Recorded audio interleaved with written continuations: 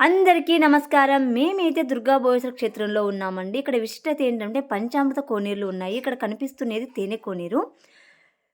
అంటే పాల కోనేరు, పెరుగు కోనేరు, నెయ్యి కోనేరు, చక్కెర కోనేరు, తేనె కోనేరు ఉందనమాట.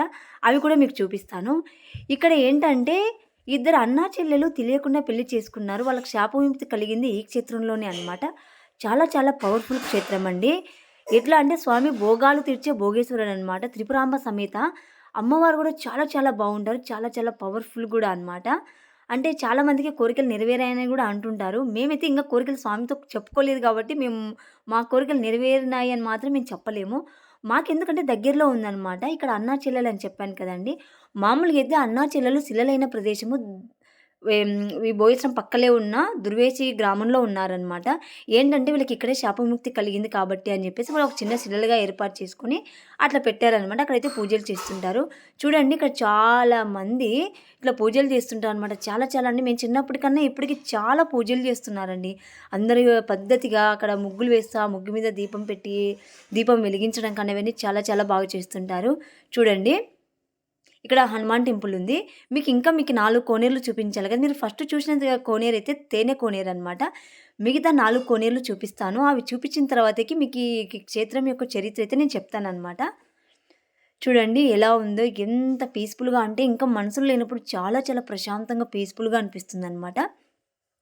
చాలా దేవస్థానాలు మనసులకు దూరంగానే ఉంటాయన్నమాట. దేవుళ్ళు ప్రశాంతంగా ఉండడానికి. ఇది ఒక చిన్న అడవి అనమాట.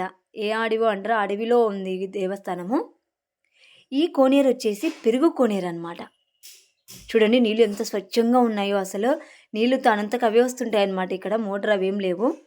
ఇదొచ్చేసి శ్రీకృష్ణ దేవరాయల మండపం అనమాట. చాలా బావుంటుందండి. చల్లగుంటుంది. ఆ మండపంలో చాలామంది పెళ్ళిళ్ళు కూడా చేసుకుంటారు. కానీ శివరాత్రికి, కార్తీక మాసంలో అయితే ఆ మండపం చుట్టూరు తేడికే కట్టేస్తారనమాట. అక్కడేదో టికెట్ ఇవ్వడానికి అట్లా. అది నాకు నచ్చలేదు. ఎందుకంటే ఈ క్షేత్రం అంటేనే శ్రీకృష్ణదేవరాయలు గుర్తుకొస్తారు ఆ మండపం అంటేనే.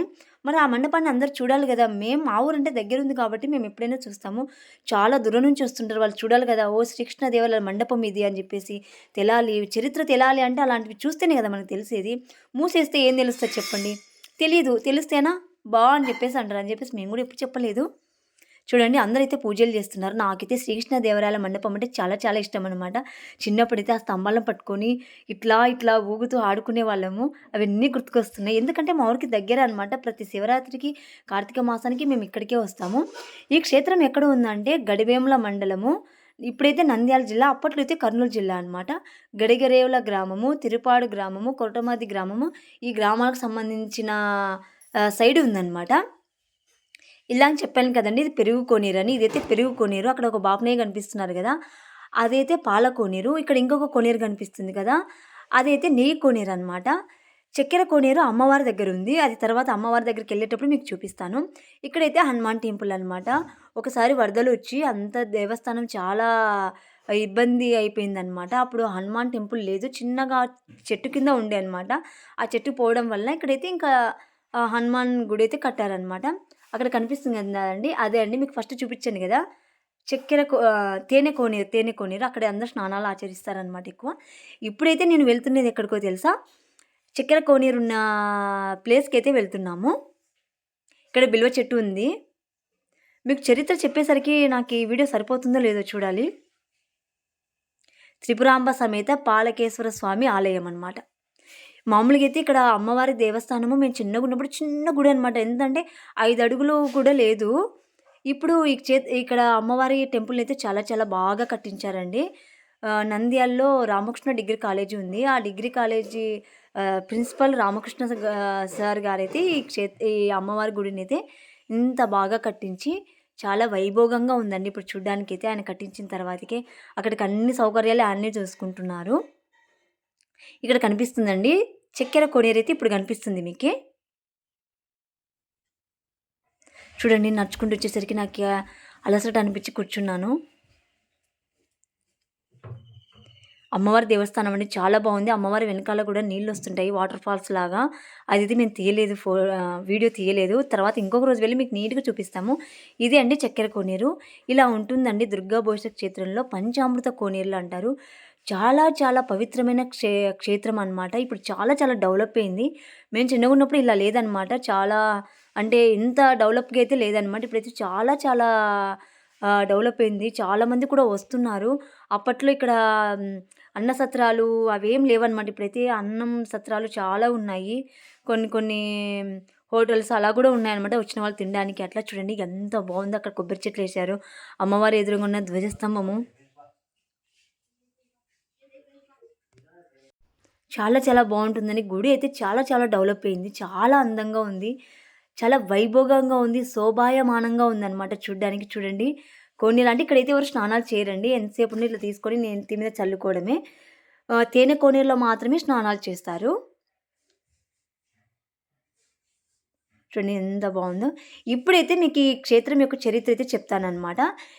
ఇద్దరు అన్నా చెల్లెలు అన్నాను కదా! వాళ్ళు చిన్నగా ఉన్నప్పుడే వాళ్ళ అమ్మ వాళ్ళు చనిపోయారనమాట. చనిపోతే ఏం జరిగిందంటే ఆ ఇద్దరు అమ్మాయిని, అబ్బాయిని వేరే వేరే వాళ్ళు తీసుకొని వెళ్లి వాళ్ళని పెంచుకున్నారు. అప్పుడు ఏమైందంటే వీళ్ళు పెద్దయ్యాక పెళ్లి చేయాలనుకున్నప్పుడు వాళ్ళిద్దరికీ పెళ్లి చూపులు చూసి వాళ్ళిద్దరికీ పెళ్లి చేశారనమాట. అంటే తర్వాత వాళ్ళకి తెలీదు. ఎవరెవరో తీసుకొని వెళ్లి వాళ్ళని పెంచుకున్నారనమాట. ఇంక పెళ్లయింది. అందరూ కలిసి పెళ్లిళ్లు చేశారు. వాళ్ళ బంధువులు, ఈళ్ళ బంధువులు కలిసి పెళ్లి చేసిన తర్వాతకి ఇంకా ఆ అబ్బాయి వాళ్ళ ఇంట్లో అంటే మామూలుగా అప్పట్లో బరిగొడ్లు, ఎద్దులు, ఆవులు అన్నీ ఇంట్లోనే కట్టేసుకునేవాళ్ళనమాట. ఆ అబ్బాయి ఏం చేసినాడంటే ఆవు దూడ యొక్క తోక తొక్కాడనమాట. తొక్కితే ఏమైందంటే హ్మ్. అది ఆ దూడకి నొప్పిగా అనిపిచ్చి వాళ్ళ అమ్మకి చెప్పింది. "అమ్మ వాడు చూడు ఆయన చూడు నా తోక తొక్కినాడని." అప్పుడు ఆవు అంటుందంట, "వాడు పెద్ద దుర్మార్గుడమ్మా! వాళ్ళ చెల్లెల్నే పెళ్లి చేసుకున్నాడు వాడు" అని చెప్పేసి అందంట. అప్పుడు కాలమహిమ ఏంటో ఏమో ఆవు మాటలు ఈ అబ్బాయికి ఇనిపించాయంట. ఇనిపించి ఏంటి ఆవు ఇలా అంటుందని జెప్పేసి వాళ్ళ పెద్దవాళ్ళని, వీళ్ళ పెద్దవాళ్ళని కూర్చోబెట్టి అడిగారంట. "ఏం జరిగింది? ఏంటి మేము మీకు సొంత పిల్లలమా కాదా? ఏంటి ఇలా ఆవు ఇలా అనిందంటే" తర్వాత "లేదు మాకు సొంత పిల్లలు గాదు మీరు. మీ అమ్మ వాళ్ళు చనిపోతే మేము ఇలా మిమ్మల్ని పెంచుకున్నాము" అని జెప్పేసి అంటే కొన్ని కొన్ని ఆనవాళ్ళు, కొన్ని కొన్ని గుర్తులు, ఆ ప్లేసెస్ అన్నీ చెప్తే వాళ్ళిద్దరు అన్న చెల్లెలని తెలిసిందనమాట. ఇంకా అప్పుడు ఆ అబ్బాయి "అరే! నేను చెల్లెల్ని పెళ్లి చేసుకున్నాను. ఎంత పాపము, ఎంత ఘోరం చేశాను. ఈ పాప విముక్తి ఎలా కలుగుతుందని" చెప్పి చాలా బాధపడ్డారంట. ఒక బాపనయ్య దగ్గరికెళ్లి అడిగారంట. "ఇట్లా జరిగింది స్వామి ఏం చేయాలి మేము? మా శాప విముక్తి ఎలా కలుగుతుంది? నేను చాలా తప్పు చేశానంటే మీరేం బాధపడొద్దండి. ఇక్కడ విభాండ మహర్షి అని ఒక మహర్షి ఉన్నాడు. ఆయన కుమారుడు ఋషిశృంగ మహర్షి ఉన్నారు. ఆయనని వెళ్లి అడగండి. మీకు శాప విముక్తి గురించి చెప్తారని" చెప్పేసి అన్నారంట. సరే అని చెప్పేసి వాళ్ళు ఆ మహర్షి దగ్గరికొచ్చారు. ఋషిశృంగ మహర్షి దగ్గరికొచ్చారు. వచ్చి అడిగితే, "మీరు మన దేశంలో ఉన్న అంటే దేశమనే గాదు, మీరు పుణ్యక్షేత్రాలు తిరగాలి. ఎక్కడైతే మీ పసుపు బట్టలు తెల్లగా అయితాయో, ఎక్కడైతే మీ బ్రహ్మముడి విడిపోతుందో, అప్పుడు మీకు శాప విముక్తి కలిగినట్టు" అని జెప్పేసి అన్నాడంట. అంటే సరే అని జెప్పేసి వీళ్ళు అన్ని క్షేత్రాలని తిరుగుతా, తిరుగుతా ఉన్నారు. అప్పటికే ఇంక ఎన్ని క్షేత్రాల్లో తిరిగారు. అన్ని క్షేత్రాల్లో స్నానాలు ఆచరించారు. కానీ వీళ్ళ పసుపు బట్టలు మాత్రం తెల్లగా కాలేదనమాట. వీళ్ళు చాలా బాధపడిపోతున్నారు. ఎన్నో క్షేత్రాలు తిరిగారనమాట. లాస్ట్ ఈ దుర్గా భోజ క్షేత్రం గురించి తెలుసుకొని ఇక్కడికొచ్చారనమాట. ఇక్కడికొచ్చేసరికి వాళ్ళు చాలా ముసలివాళ్ళు గూడా అయిపోయారంట. ఇక్కడికొచ్చిన తర్వాతకి ఆకాశవాణి పలికిందంట. మీరిక్కడ పంచామృత కోనేరులు ఉన్నాయి. ఇక్కడ అన్ని కోనేరులో మీరు స్నానాలు ఆచరించండి. మీ పసుపు బట్టలు తెల్లగైతాయి. మీ బ్రహ్మముడి విడిపోతుంది. మీరు తర్వాత ఏం చేస్తారంటే వెనక్కి తిరిగి చూడకుండా వెళ్ళండి అని జెప్పేసి ఆకాశవాణి పలికిందంట. సరే అని జెప్పేసి వాళ్ళన్నారంట. అందరూ వాళ్ళతో పాటు వచ్చిన వాళ్ళు, గ్రామస్తులు, చుట్టుపక్కల వాళ్ళు ఇంకంటే వీళ్ళొస్తున్నారంటే వీళ్ళతో పాటు జనాభా వస్తూనే ఉందంట. అంటే అద్భుతాన్ని మేము కళ్ళారా చూడాలి అని జెప్పేసి అందరూ అనుకుంటున్నారు గదా! ఎందుకంటే ఆ బ్రహ్మముని విడిపోవడం కానీ, ఆ పసుబట్టలు తెల్లగా కావడం అనేది మామూలు విషయం కాదు గదా! అందరూ తెలిసినోళ్ళు తెలిసినట్టు వీళ్ళతో పాటు వస్తున్నారనమాట. అందరూ ఆతృతతో చూస్తున్నారు. వీళ్ళు ఫస్ట్ తేనె కోనేరులో మునిగారు, పెరుగు కోనేరు మునిగారు, చక్కెర కోనేరు, నెయ్యి కోనేరు అన్నిట్లో మునుగుతూ తేలుతా ఉన్నారనమాట. లాస్ట్ పాల కోనేరు దగ్గరకొచ్చారు. అక్కడ మునిగి తేలేసరికి వీళ్ళ పసుపు బట్టలు తెల్లగా అయ్యాయంట. బ్రహ్మముడి తనంతకు అదే విడిపోయిందంట. అప్పుడు వాళ్ళ శాప విముక్తి కలిగింది. ఇంకా దేవునికి నమస్కారం చేసుకొని అక్కడి నుంచి అట్లే ఇంగ ఎన్నికి తిరిగి చూడకుండా వెళ్ళిపోతున్నారనమాట.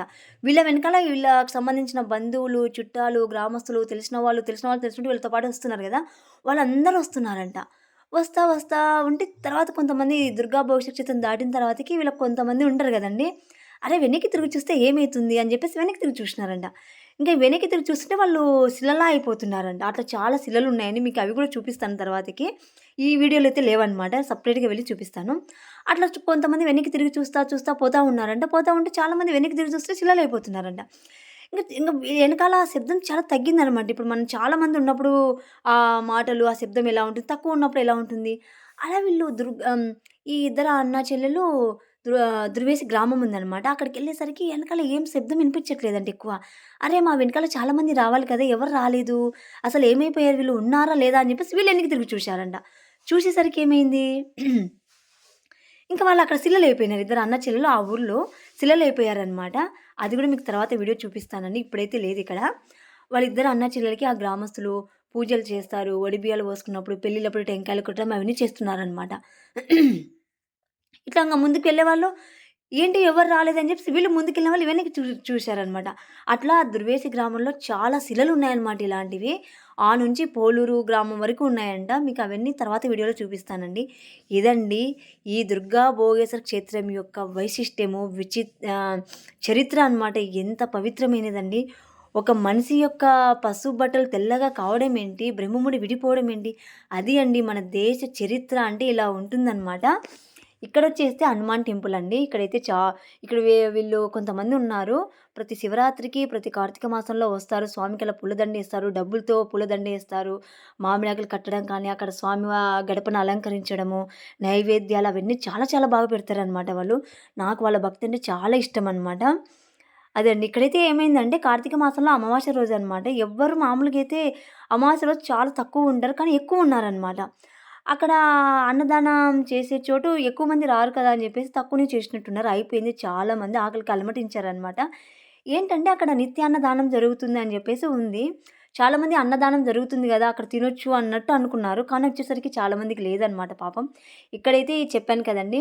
హనుమాన్ దగ్గరికైతే వాళ్ళు ప్రతి కార్తీక మాసంలో శివరాత్రిలో వస్తారని వాళ్ళైతే అక్కడ అరటిపళ్ళు, పెసరబ్యాళ్ళ పాయసము, పానకమైతే అందరికిస్తున్నారనమాట. వీళ్ళు సెపరేట్‌గా భోజనాలు చేసుకుంటారు. ఇప్పుడేమైందంటే వాళ్ళు భోజనాలు వాళ్ళ వరకు చేసుకొని ఏదో కొంతమంది భక్తులకు పెట్టాలి అనుకున్నారు. వాళ్ళు చేసిన భోజనం కూడా అంతా అయిపోయిందనమాట ప్రసాదాలు పాపం అక్కడ. వాళ్ళు అనుకుంటున్నారు పాపం చాలామంది ఆకలికి అలమటించారు. ఈసారొచ్చినప్పుడు మనము ఎక్కువ వంట చేసుకోవాలి. తలా ఇంతేసుకొని బాగా చేయాలి. వచ్చినోళ్ళు ఎవరు ఆకలితో వెళ్ళకూడదని చెప్పేసి మాట్లాడుకుంటున్నారు. ఆ మాటలు నా చెవులకైతే చాలా చాలా అందంగా అనిపించాయన్నమాట. ఎందుకు చెప్తున్నా అంటే భక్తి ముఖ్యమండి. మనకి ఎంత ఆస్తి ఉంది కాదు. భక్తి ముఖ్యం. ఆ భక్తి నాకు వాళ్ళలో చాలా కనిపించిందనమాట. అది అంటే వాళ్ళు మళ్ళీ ఎక్కువ ఉన్నవాళ్ళేం కాదు. మామూలుగా ఉన్నవాళ్ళే. వాళ్ళు అలా మాట్లాడుకోవడం నాకు చాలా చాలా ఆనందం అనిపించిందనమాట. అప్పుడు అనిపించింది భక్తి ముఖ్యము. దేవుడు భక్తి చూస్తాడు.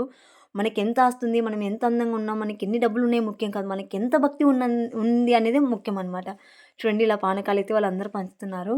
ఇంకా భోజనాల టైంకి మేము గూడా వెళ్ళాము అక్కడికి. ఇంక చాలామందున్నారు కూర్చున్నా. దేవుని అనుగ్రహం ఉంటే వాళ్ళ దగ్గర నాకీ ప్రసాదం లభిస్తుంది అనుకున్నాను. అక్కడ కూడా వాళ్ళు పెట్టే ప్రసాదాలన్నీ అయిపోతున్నాయన్నమాట. నాకు వడ్డించడం అంటే చాలా ఇష్టము. వడ్డిస్తానంటే, లేదమ్మా మా వాళ్ళున్నారు అనిందామె ఒకామె. తర్వాత ఏమైందంటే, అమ్మ వడ్డించమ్మా నీళ్ళు పోయమ్మా అందరికీ అని చెప్పేసి అనింది. అందరికి నీళ్ళు పోశాను. పోసిన తర్వాతకి ఆమె తిన్నారా అమ్మా అనింది.